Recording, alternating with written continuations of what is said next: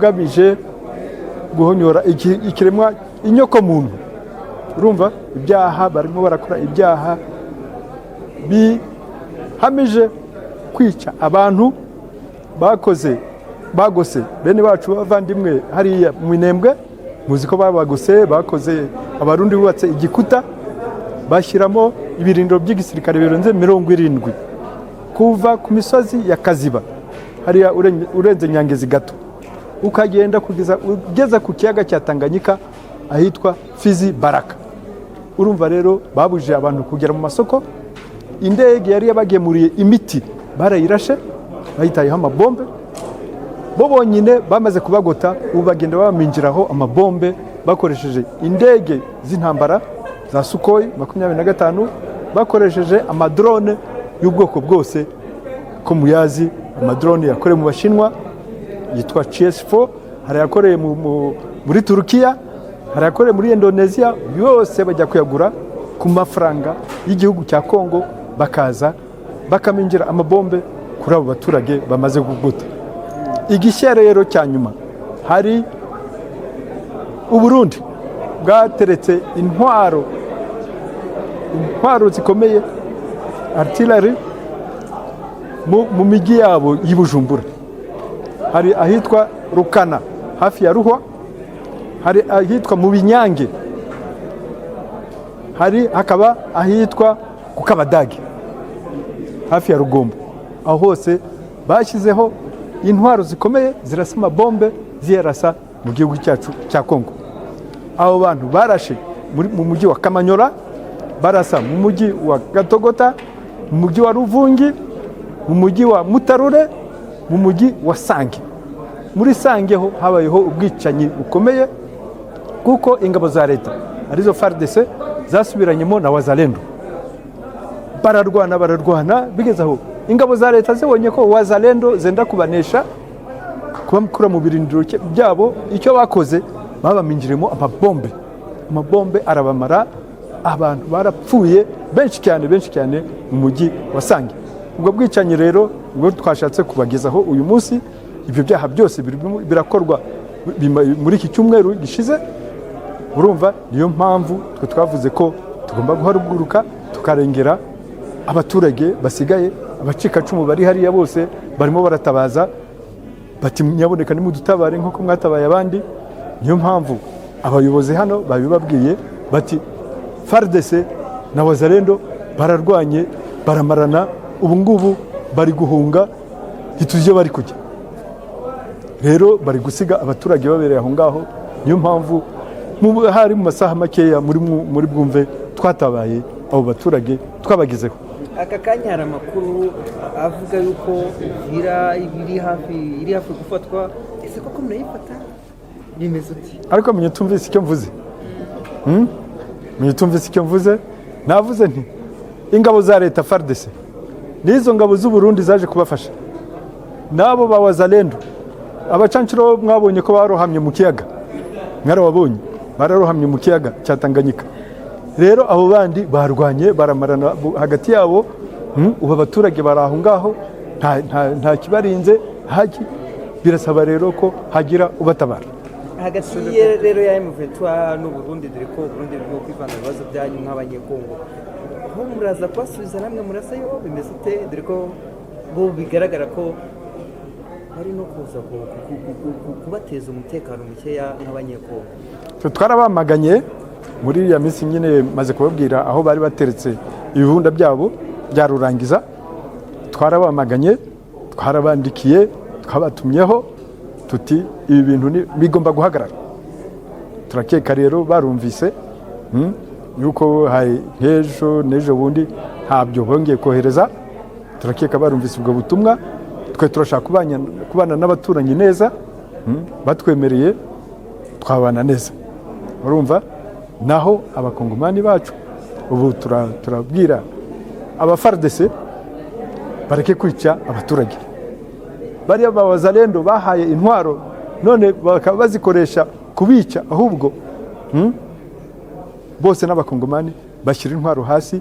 Turaje kubakiza nabo hamwe nk'abandi baturage. Tuje kubakiza kandi no gutabara abakongomani bose. Monsieur le porte-parole, nous venons de suivre le coordonnateur qui nous a parlé de la situation d'Uvira à long et à large. En un mot, qu'est-ce que nous pouvons retenir par rapport à la situation d'Uvira aujourd'hui? Bon, écoute, il y a eu des combats entre les forces qu'ils appellent amis. Donc les FARDC et les Wazalendo et les forces burundaises se sont rentrés dedans. Se sont battus à Sangue. Vous avez vu des images horribles. Horribles. C'était quoi? C'était les FARDC et les Wazalendo qui se battaient. À la fin, quand les FARDC allaient être vaincus par les Wazalendo, des civils qu'ils ont armés eux-mêmes, alors ils ont utilisé des bombes et des lance-roquettes pour les anéantir. Tu as vu le nombre de cadavres qui étaient jonchés sur le sol. Ce sont des crimes indescriptibles commis par les forces armées congolaises, les FARDC, avec leurs alliés, les Burundais. Et quelle est la position de l'AFC par rapport à cette situation? Non, la position de l'AFC, vous savez que nous sommes là pour rétablir la paix et la sécurité pour tous. Vous allez intervenir? La population est abandonnée à elle-même. Vous allez intervenir? Elle est abandonnée à elle-même. Nous devons sauver la population. Nous devons même sauver ces FARDC-là qui ont été battus par les Wazalendo. Et nous devons sauver les Wazalendo blessés aussi, les survivants. C'est-à-dire que vous confirmez la présence de l'armée révolutionnaire en Uvira? Dans Uvira, pas encore, peut-être. Mais peut-être dans les heures qui viennent, on sera obligé d'y aller pour sauver la situation.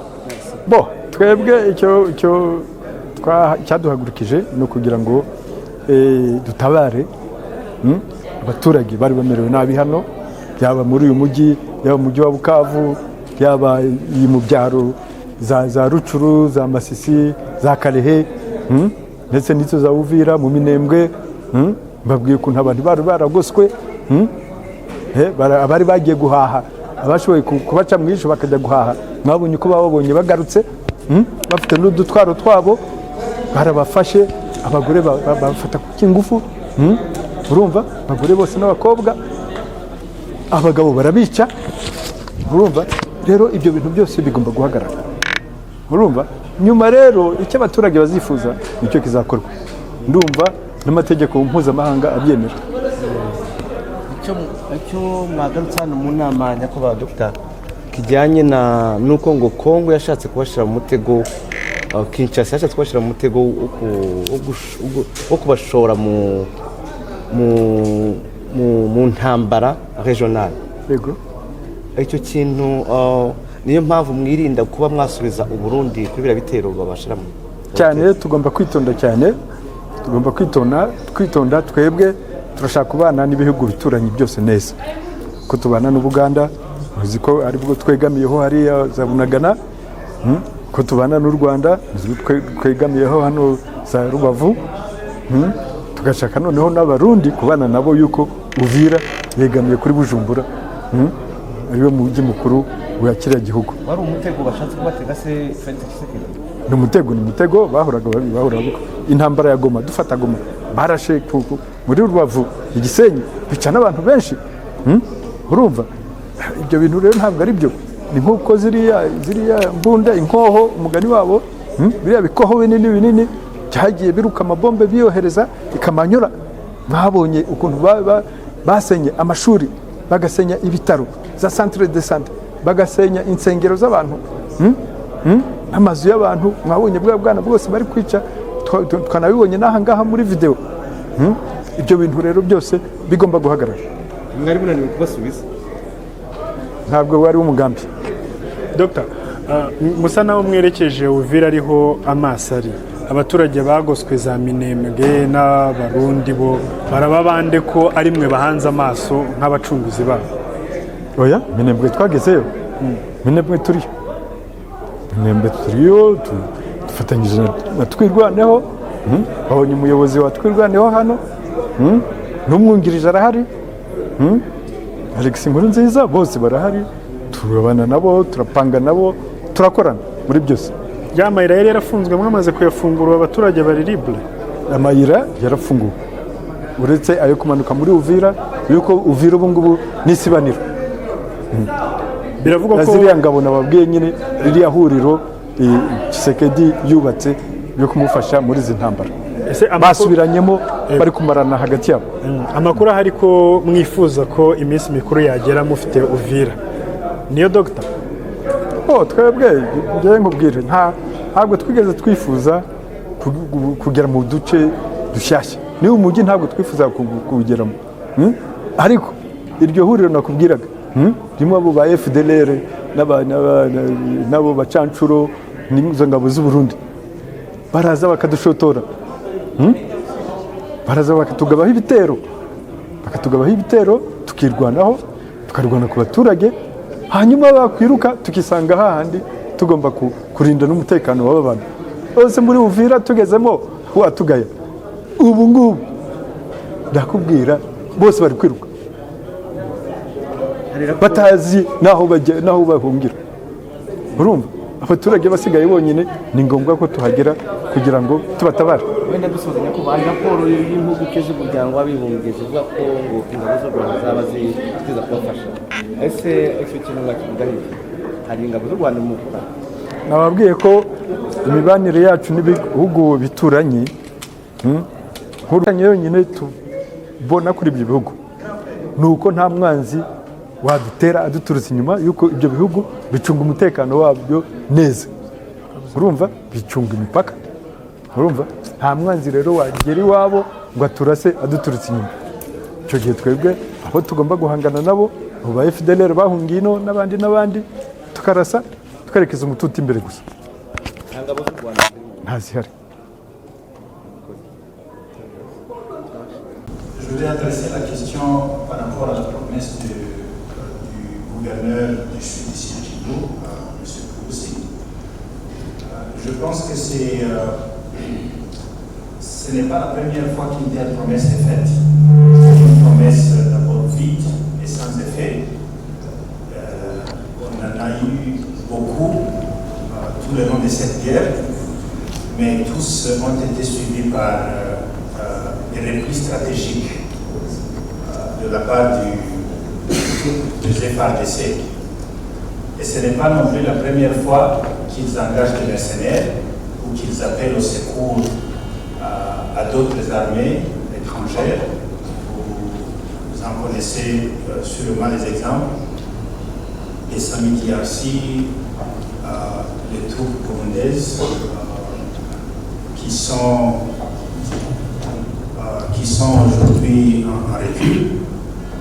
Et alors, tout ce que je peux dire, c'est que ce n'est pas la première fois, mais nous défendrons notre population, nous défendrons notre cause, à quelque prix que ce soit, et nous ne nous laisserons pas intimider par des promesses vides. Merci. Murakoze cyane, Mahirwe Gerard yarabajije ko tutaserukiwe mu biganiro byabereye i Washington muri Leta Zunze Ubumwe za Amerika, akabaza ko nta kibazo biteye kuba tutaraserukiwe. Ibiganiro by'amahoro biri kubera mu bihugu byo hanze, harimo ibiganiro bibera muri Washington muri Leta Zunze Ubumwe za Amerika n'ibibera Doha mu gihugu cya Qatar. Ibyo biganiro biratandukanye. Ibyo muri Amerika bishinzwe gukemura ibibazo by'amakimbirane biri hagati y'u Rwanda na Kongo, kubera ko Kongo yiyegereje FDLR ikazambika, ikaziha ibikoresho ndetse ikaziha n'ubushobozi. Ibyo bikaba bitera umutekano muke ku gihugu cy'abaturanyi, kigatuma igihugu cy'abaturanyi kibarega ko bashaka cyangwa se bari guteza umutekano muke. Muri ayo makimbirane rero, ibyo biganirwa Doha ntabwo bitureba twebwe. Ibyo bigatandukana n'ibiganiro biri kubera Doha by'ibibazo biri hagati y'abakongomani, hagati yatwe na leta yacu, bitareba ibindi bihugu. Aho ngaho nta nubwo ari ukuvuga ngo turaserukirwa, ni twebwe tujya kuganira na leta yacu. Rero ibibera Washington ntabwo bitureba, turabikurikira mu makuru kimwe n'uko dukurikira amakuru yose, ariko ibitureba ni ibya Doha. ntabwo ari ngombwa ko duserukirwa. Icya kabiri yabajije ni hejuru ya Uvira. Byavuzwe hano, wenda ku batumva ururimi rw'igifaransa ndabisubiramo mu kinyarwanda, ntabwo iyi mirwano y'ubu vuba igeze hafi ya Uvira, ntabwo intego kwari ukurasa Uvira. Intego kwari ugucecekesha intwaro za leta ya Kongo ziturasa buri munsi. Ndatangirira ku kibazo cy'uko igihe cyose twari muri imishyikirano bakomezaga baturasa. Nta nubwo barasaga gusa kuri ligne de front cyangwa se hari abasirikare, barasaga n'ahatari abasirikare. Muzi amadrone yagiye arasa amasisi, kandi Masisi ubu ngubu nta mirwano ihari, akarasa abasivile. Muzi amadrone yarashe mu Mikenge, mu Rugezi, mu Bitsankuku, aho hose hagiye haraswa nta basirikare bahari, akarasa abasivile. Kubera iki? Kubera ko batubahiriza ayo masezerano. Twasinye amasezerano yo guhagarika imirwano. Muri ayo masezerano twasabye ko habaho igice cy'ubutaka cyitwa zone tampon hagati yacu n'abo turwana. Tunasaba ko haba ingabo z'amahanga cyangwa se force d'interposition ziza hagati yacu nabo, kugira ngo ejo hatazaba uzareba ubundi ngo yamurashe cyangwa se yamuteye. Nabyo leta ya Kongo irabyanga. Muri izo mekanisme za verification yanga ko dushyiraho igice cy'ubutaka tutarimo nabo batarimo, cyaba zone tampon. Yanga ko tuzana ingabo z'amahanga zitujya hagati. Ubu niko dutangiye gusobanukirwa ko ibyo ngibyo byari bigamije kubahesha uburyo bwo gukomeza imirwano, kuko mu mutima wabo batigeze bareka imirwano. Iki gihe cyose n'ibyo dusinya bo ntibabisinya babikuye ku mutima. Ubu rero twari tumaze amezi menshi dukomeza duterwa, dukora documentation y'ibitero, tukabyohereza Doha, tukabyohereza muri communauté internationale, tukabwira abantu, tukabivuga mu binyamakuru cyangwa se tubibwira abanyamakuru, ariko ntibigire icyo bitanga. Bigeraho rero twumva ko tutakomeza kurebera abaturage bapfa, ko tugomba kugira icyo dukora. Muri uko kurwana tugenda dukurikira aho bohereza amabomba ava, bigatuma tugenda dutera imbere. Ubu ngubu tugeze aho tugeze, kandi nibadahagarika tuzakomeza, kuko ntabwo tuzicara ngo turebere abaturage bapfa, kandi twaraje tuje kurengera abaturage.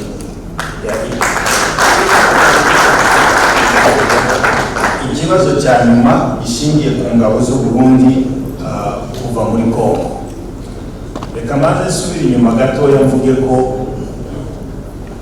u Burundi ntabwo buri mu bibazo biri muri Kongo. Ibibazo biri muri Kongo biri hagati y'umukongomani na leta yiwe.